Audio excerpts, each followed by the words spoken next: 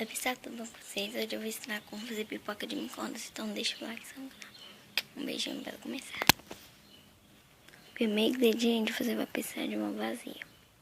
Dentro da vasilha você coloca papel higiênico para não queimar a vasilha. O próximo ingrediente é você colocar o milho de pipoca. Pronto, gente, agora você coloca o tanto que você vai comer e coloca no micro-ondas. Tampa com a tampa, tá? Tampa bem fechadinho. Coloca no micro-ondas.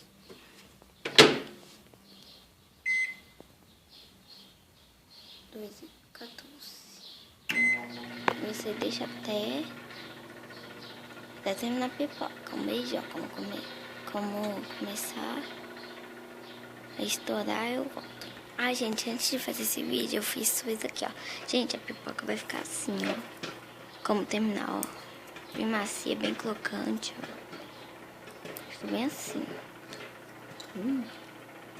Coloca o salzinho, tá, gente? Não esquece do salzinho, não.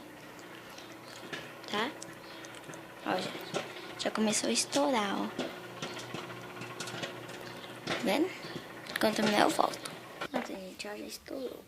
Gente, a pipoca assim, ó. Se você gostou, deixa o like, se inscreve no canal. Beijão e tchau!